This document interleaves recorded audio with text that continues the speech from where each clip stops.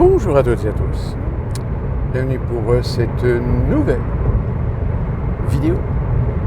Alors les précédentes vidéos, on a parlé un petit peu de ce qui se passait en France, mais qu'est-ce qui se passe aux États-Unis avec Donald Trump, Elon Musk et compagnie? Alors depuis, il y a un petit peu d'eau qui a coulé sous les ponts, nous n'avons pas échappé à des manifestations, à des contestations à Washington ou dans certaines grandes villes progressistes. On a même des juges qui ont essayé, qui ont réussi parfois à contrecarrer les décisions du président des États-Unis d'Amérique, M. Donald Trump. À titre d'exemple, vous avez un juge, comme par hasard, nommé par Obama, qui a réussi à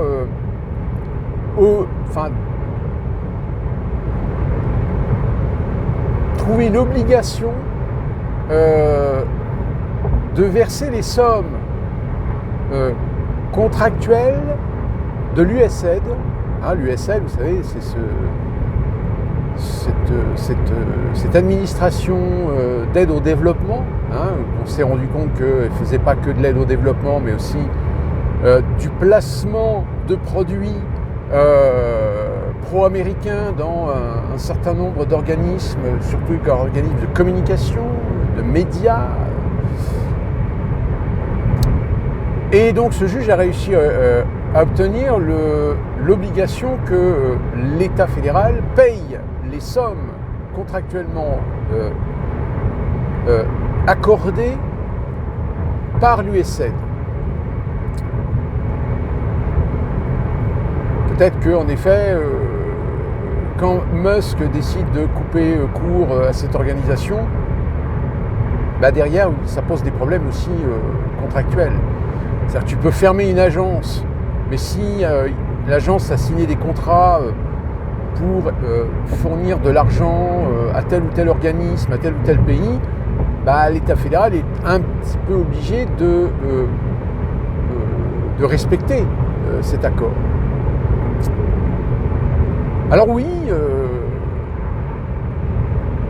vous imaginez en France, si vous avez un président de la République élu qui décide de mettre en place une commission d'études pour savoir si dans la fonction publique, il y a ce qui est nécessaire ou si au contraire il y a du superflu, c'est-à-dire des fonctionnaires, des hauts fonctionnaires qui ne servent à rien. C'est-à-dire étudier le travail, la productivité, le sérieux, la capacité, l'expérience, la compétence de tous les fonctionnaires pour savoir s'ils sont utiles, indispensables, ou si au contraire, c'est des parasites, c'est-à-dire des gens qui sont là, qui ne font pas grand-chose, mais comme c'est des fonctionnaires, on ne peut pas les virer. Eh bien, c'est exactement ce qui se passe aux États-Unis, c'est-à-dire qu'il y a une purge, mais comme on ne veut pas utiliser le mot purge, parce que le mot purge, ça veut dire que on est en train de faire le nettoyage à sec des institutions, c'est-à-dire de se débarrasser des nuisibles, se débarrasser des gens qui ne servent à rien, ou voire même, alors, bien sûr, des services, des comités, des branches, de certaines administrations, de certains secrétariats, qui ne servent à rien. Donc évidemment, dans ces services, vous avez des gens qui vont perdre leur boulot. Après, on peut leur proposer d'être mutés, d'occuper un autre poste dans une autre administration, etc. Et je vous rappelle que on ne vide pas comme ça les gens, on ne fout pas les gens à la porte comme ça. Il y a quand même un accord qui a été signé par Trump en disant que tous les fonctionnaires qui décident de partir d'eux-mêmes, même ceux qui perdent leur boulot, auront le bénéfice de garder leur salaire pendant 8 mois avec les avantages acquis, plus particulièrement les avantages d'accès et bénéfices à l'assurance santé. Ce qui est déjà pas mal. Ce qui permet à des gens de se retourner, de retrouver un autre boulot. Alors bien sûr, J'entends bien que quand vous avez un boulot, vous avez évolué dans cette branche, que votre niveau de salaire, vous n'allez pas retrouver le même niveau de salaire. Ou alors il faudrait que vous ayez des recommandations de très haute qualité pour pouvoir justifier de demander au moins 90% du salaire que vous touchiez avant. C'est ce qui se fait d'ailleurs aux États-Unis. Quand vous voulez essayer de vous faire valoir en tant que bon élément, expérimenté, compétent, etc., vous pouvez demander des lettres de recommandation de vos employeurs pour faire valoir à des postes et d'avoir une position quand même pour négocier votre salaire. Donc si vous voulez, c'est pas, les gens ne sont pas vidés de leur poste comme des malpropres. Il y a une considération.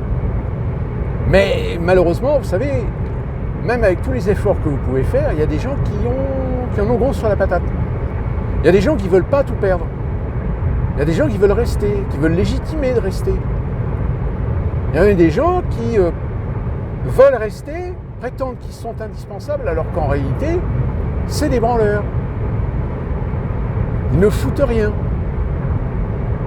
Alors vous allez me dire, c'est exactement le problème qu'on a en France. C'est que l'infrastructure de la fonction publique, autant vous avez des gens qui en effet sont très émérites, très compétents, qui même eux-mêmes se battent parfois contre la bureaucratie, la technocratie de la fonction publique pour faire avancer le schmilblick. Mais malheureusement, il y a un tel immobilisme parce qu'il y a des tels conflits d'intérêts entre des gens qui ont des ambitions, qui sont tant soit peu arrivistes, qui ont réussi à tirer des bénéfices et qui ne veulent pas les perdre, alors qu'ils ne le méritent pas.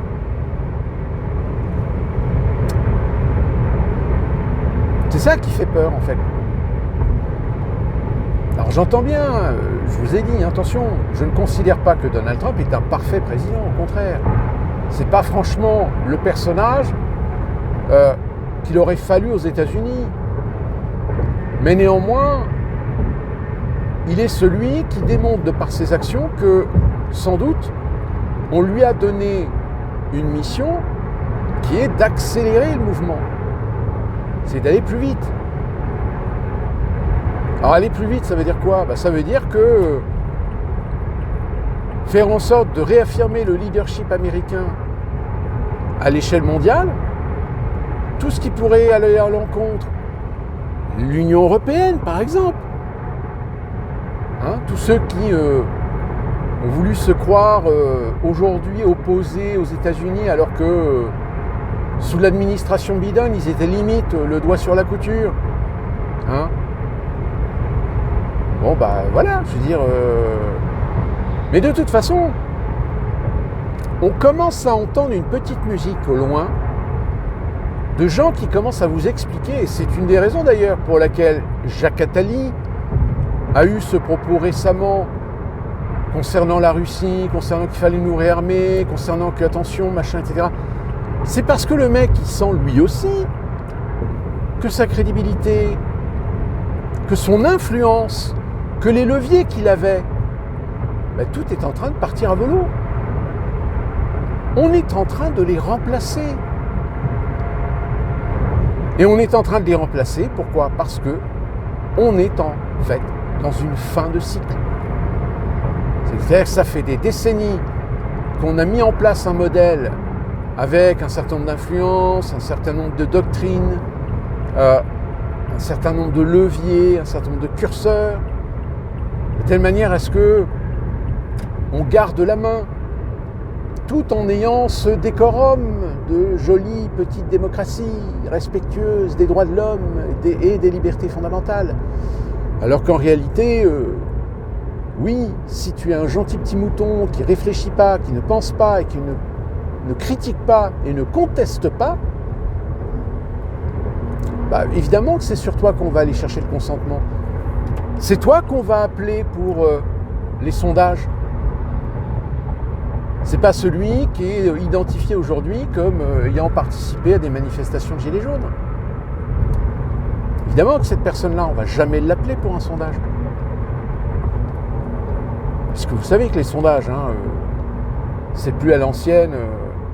Tout est fait aujourd'hui par des sociétés qui travaillent avec des partenaires. Et ces partenaires ont des outils, c'est-à-dire souvent des sites internet, sur lesquels les gens s'inscrivent pour pouvoir participer justement à des enquêtes. Mais comme en général, vous regardez les questionnaires, vous vous rendez compte que les questionnaires ont parfois des questions qui permettent, on va dire, de profiler la personne. Quand vous avez un client qui dit voilà, je voudrais un sondage, mais ce qui serait bien, c'est que le sondage donne 61, 62, 51, 57% favorable. On va faire un échantillon de 500 ou 700 personnes. Et dans cet échantillon, on va prendre les 2/3 de gens dont on est sûr par avance qu'ils vont répondre. De par leur appartenance à une catégorie sociale, etc. C'est comme ça que ça marche, les instituts de sondage maintenant. Donc, moi, ça me fait rire quand vous avez des sondages qui disent oui, alors il y a quand même 57% des Français qui ne sont pas d'accord pour rentrer dans la guerre en Ukraine. Par contre, on a 67% de gamins qui sont d'accord pour défendre leur pays et rentrer dans l'armée.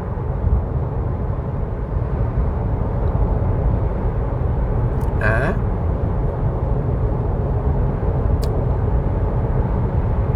Donc tout ça pour revenir un petit peu à ce qui se passe aux États-Unis, exactement ce qui se passe en France, c'est-à-dire on manipule des gens pour aller dans la rue, pour manifester, alors qu'en réalité,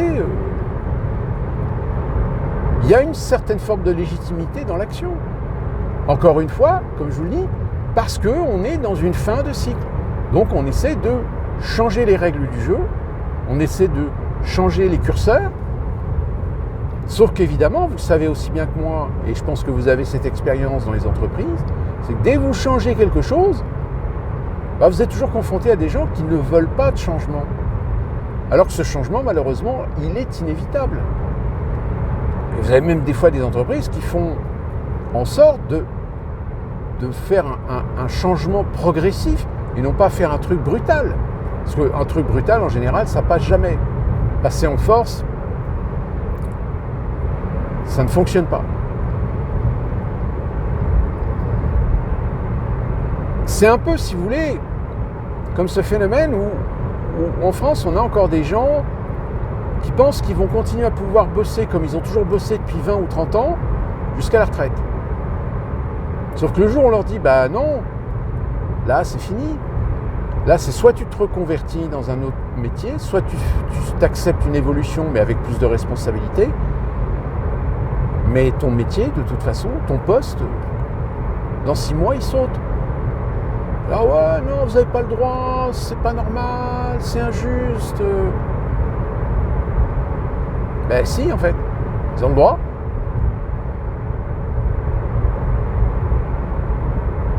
En général, ce qui est même amusant, c'est de voir les partenaires sociaux, ces mêmes syndicats, qui vont dans la rue signer des fois des accords de branche avec le patronat, en accord pour supprimer ton poste. Ces fameux syndicats qui sont censés défendre les intérêts des salariés, qui sont censés trouver des contreparties, qui sont censés trouver des consensus avec le patronat. Mais moi, je peux vous dire par expérience que des fois, les consensus, on les cherche. Ah, il y en a, Sauf qu'il y a tellement de conditions que de toute façon, on te demande d'accepter une situation que tu es obligé d'accepter parce que tu n'as pas le choix, mais on te dit, mais t'inquiète, en contrepartie, tu t'auras ça. Et puis le jour où tu veux faire jouer la contrepartie, on dit, ah bah non, tu n'y as pas accès parce que t'as pas ci, t'as pas ça, t'as pas fait ci, t'as pas fait ça. Ou t'es pas dans... tu coches pas toutes les cases. Mais vous ne m'aviez pas dit ça avant. Ah, on te l'a pas dit ? Ah, pourtant c'était écrit, fallait lire. Bah oui, mais l'autre il me l'a pas dit, le mec du syndicat là. Ah bah forcément, le mec du syndicat, lui son rôle c'est de te faire gober n'importe quoi. Donc en gros, tu l'as dans le cul. Et c'est pour ça qu'aujourd'hui, dans la fonction publique, ça fait depuis, allez, on va dire 20 ans qu'on le dit. Attention les fonctionnaires, vous êtes des cibles. Il y a des gens qui veulent vous flinguer,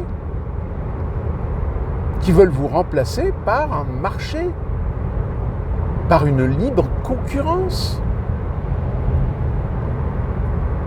Ouais, mais ça, non, ça n'arrivera pas, l'État n'acceptera pas, etc. Vous avez vu quels sont les guignols aujourd'hui que vous avez à l'État ?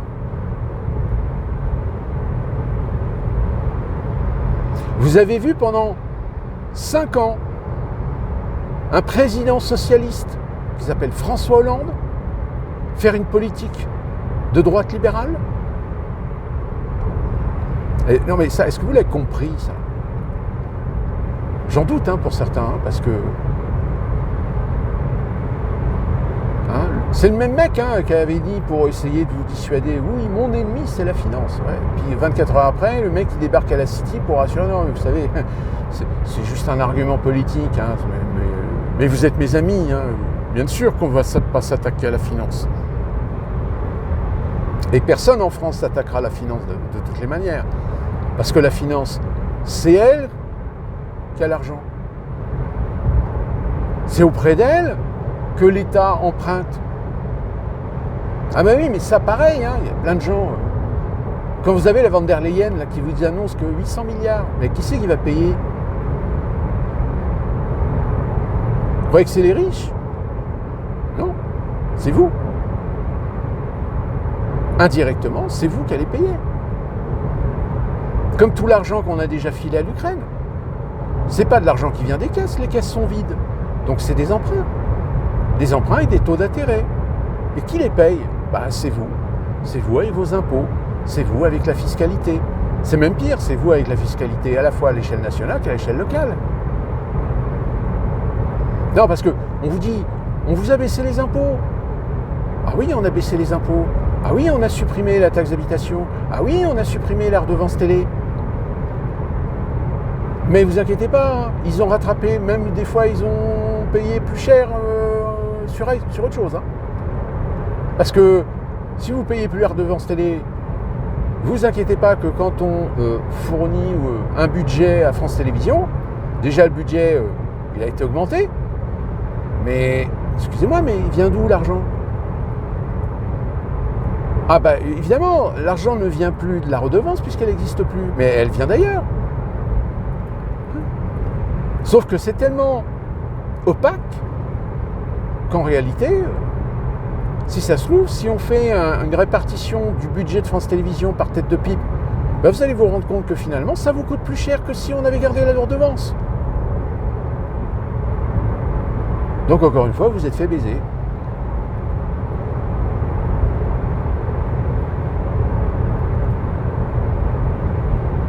Donc à partir de là, si vous comprenez que tous les pays européens, de toute façon aujourd'hui, sont tenus par la peau des couilles par la finance, la question qui est, qui sont la finance ? Goldman Sachs ? JP Morgan ? Les fonds d'investissement, qui eux aussi, indirectement ou par branche, sont ou possèdent des sociétés d'investissement ou de financement.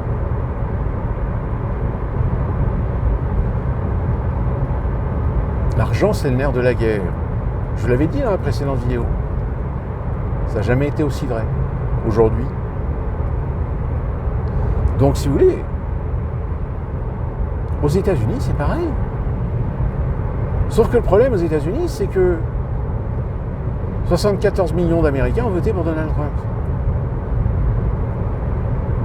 Donc on ne peut pas balayer 74 millions d'Américains sous prétexte parce qu'ils ont mal voté.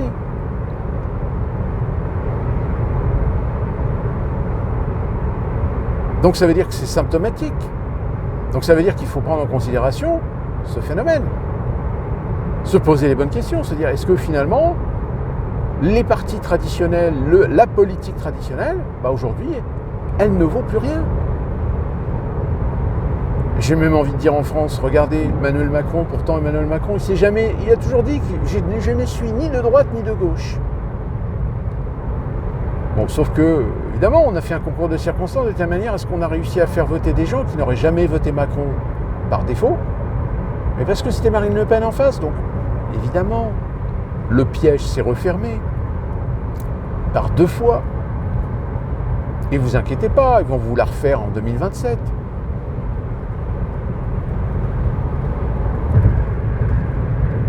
Parce que même si Marine Le Pen n'est pas éligible, alors là,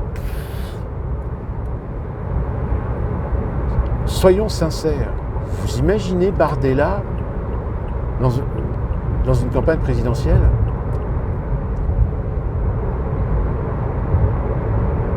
Là, moi, si vous voulez, j'abandonne, quoi. Là, aujourd'hui, je suis en train de me poser la question, est-ce que je ne vais pas prendre la nationalité américaine? Parce que ça devient dramatique, quoi. Mais bon, comme je vous l'ai dit dans les précédentes vidéos, pareil, hein, on est dans ce phénomène de déliquescence, de destruction de l'État-nation. Donc là, vous avez tous les éléments. Et c'est des éléments évolutifs, c'est des éléments qui vont avoir des répercussions, qui vont avoir des conséquences, qui vont avoir des ramifications dans d'autres domaines qui, pour l'instant, n'étaient pas trop atteints.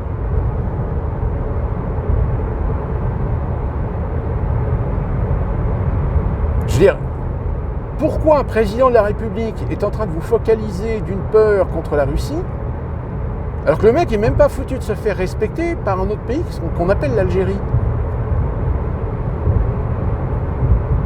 C'est du foutage de gueule. Alors attendez-vous à ce qu'il y ait un truc, un phénomène, un événement qui va servir de tapis sur tout ça. Et on va faire focaliser les peurs, les émotions, les hypersensibles par rapport à tout ça. Mais les problèmes sont toujours là. Vous allez toujours avoir des gens qui ont des OQTF au cul, mais qui quitteront jamais la France. Que même si on veut les renvoyer chez eux, y a des pays qui les refusent. Quels sont les moyens de pression? Les moyens de pression avec l'Algérie, par exemple, c'est on dénonce les accords de 58 ou 68, je ne sais plus. On arrête d'accepter des ressortissants sur le territoire français pour se faire soigner aux frais de la princesse, puisque de toute façon, c'est pas aux frais de la princesse, puisqu'on facture à l'État algérien, mais l'État algérien ne paye pas les factures. Donc à un moment donné, pour boucher les trous, on va aller chercher l'argent chez vous, dans votre bas de laine. En réalité, quand il y a un ressortissant étranger qui vient se faire soigner en France, si le pays d'origine ne paye pas la facture, il faut bien équilibrer les comptes. Donc qui c'est qui paye? C'est vous. Alors je dis bien, directement. Mais c'est vous qui payez.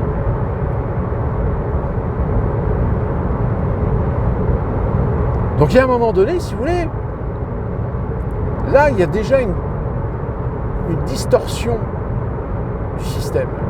C'est-à-dire que vous, en tant que Français, on vous dit que vous n'avez plus de certains droits, vous n'avez plus accès à certains bénéfices. Par contre, si vous êtes étranger, vous y avez accès.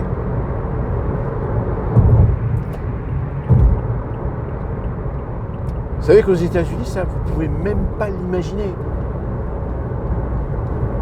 Même si, dans le système, vous avez des gens qui font pression, vous avez des gens qui accordent des prestations sociales à des étrangers, et plus particulièrement à des hispaniques. Vous avez des hispaniques aujourd'hui qui ont les mêmes bénéfices que les Américains dans certains domaines, même s'ils sont illégaux.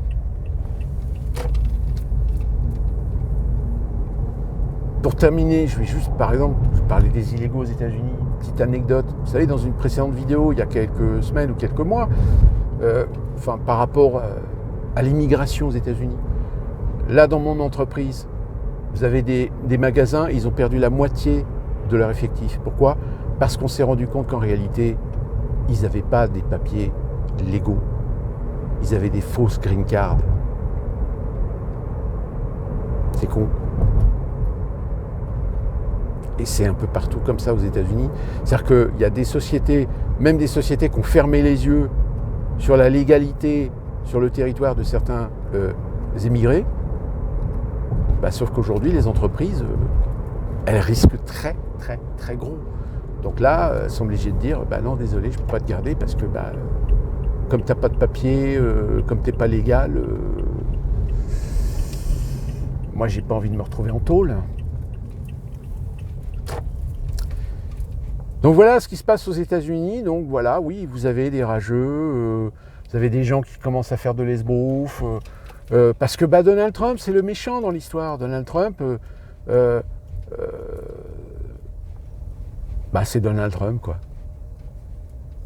Quand je dis c'est Donald Trump, c'est aussi bien sur les bons côtés, c'est-à-dire le fait que c'est un fonceur, c'est qu'il rentre dans le buffet des conventions, il rentre dans le buffet des systèmes établis, des systèmes protégés, de la gabegie, des arrivismes, des petits gens placés depuis des années à des fonctions pour permettre à des élus, pour permettre à des gens d'avoir le contrôle au nom d'eux. Évidemment, le contrôle au nom d'Obama, par exemple, au nom de Biden, au nom de Pelosi, au nom des ténors démocrates progressistes qui ont placé leurs petits pions un petit peu partout. Vous allez me dire, soyons honnêtes, les conservateurs, c'est-à-dire les républicains, ils ont fait la même chose à l'époque Bush fils. Donc, mais le problème, c'est qu'il y a de plus en plus d'Américains qui se rendent compte que dans le système fédéral, finalement, il y a des planches pourries. Qu'il y a des collusions, qu'il y a de la corruption, qu'il y a de la fraude. Et qu'encore en plus, aujourd'hui, vous avez des personnalités haut placées qui essayent de protéger ou qui essayent de contester, de contrecarrer les actions de Trump parce qu'ils savent que si jamais on ouvre la boîte de Pandore dans leur service, dans leur administration, on risque de découvrir des choses. Même le Pentagone, la CIA, le FBI. Apparemment, il y a des combines dans ces administrations. Ça risque de faire du mal. Puis en général, quand vous voyez des hauts responsables commencer à démissionner sous le prétexte que oui, non, je ne me soumettrai pas à l'administration de Donald Trump, c'est qu'à mon avis, ils ont peut-être quelque chose à se reprocher aussi. Mais ça encore, malheureusement, la grande majorité des médias essaient de couvrir ça. Alors qu'on sent bien qu'il commence à y avoir des impacts. On commence à voir, par exemple, des chaînes de télé qui commencent à virer des personnalités. Là, on a vu CBS, je crois, ou MSNBC, qui a commencé à virer des gens qui étaient des gens, mais ultra progressistes, très assumés. Disney, même Disney est en train de faire volte-face sur ses idéologies.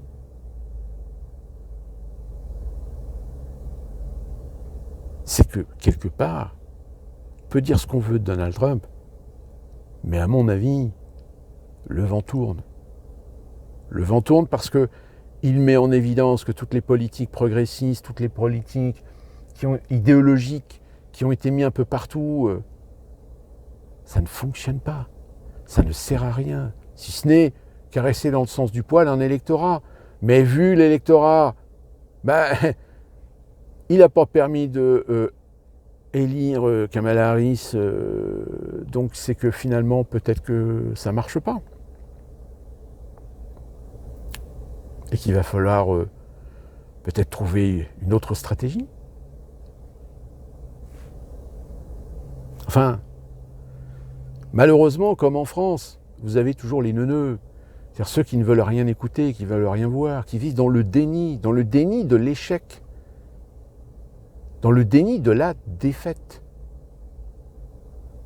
Ces gens-là, tu as envie de leur dire, mais écoutez, puisqu'apparemment vous refusez systématiquement toute contradiction, dans ce cas-là, installez une dictature. Et par la dictature, vous aurez tous les candidats que vous voulez. Ah ouais, mais non, mais nous, on est pour le progrès, Nous, on est pour la démocratie. Alors dans ce cas-là, respectez-la, la démocratie, même quand elle ne va pas dans votre sens. Et quand elle ne va pas dans votre sens, amenez-vous à réfléchir. Où est-ce que ça a merdé? Qui a merdé? Qu'est-ce qui ne fonctionne pas? Parce qu'à force d'avoir imposé des doctrines, d'avoir imposé des sacralités idéologiques, aujourd'hui, allez faire comprendre à certains Américains que finalement, tout ce qu'on leur a vendu, tout ce dont on les a biberonnés, en réalité, non, en fait, ça ne marche pas. Je vais vous dire oui, vous avez raison de dire que en France, c'est exactement pareil. Toute cette nouvelle génération née dans les années 2000, par exemple, comment réussir chez eux de leur faire comprendre qu'on les a dupés avec l'Union européenne depuis le début?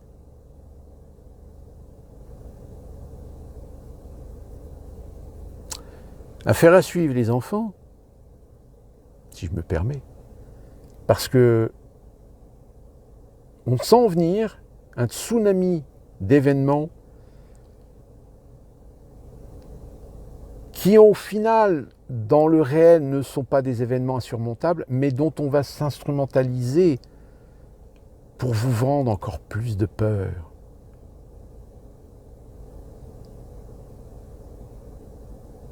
Et à l'heure actuelle, Macron, je ne sais pas ce qu'il a dans la tête, mais à mon avis, attendez-vous à ce qu'il vous baise, mais alors,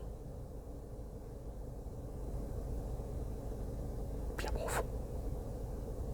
Ça, on le sent venir. On le sent venir, la connerie.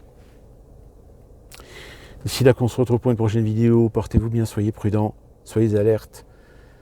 Et n'hésitez pas à commenter, n'hésitez pas à faire le petit pouce vers le haut. Parce que, oui, comme certains d'entre vous, peut-être que mon discours serait quand même intéressant à être entendu par certaines personnes. Bonjour, Pédémia.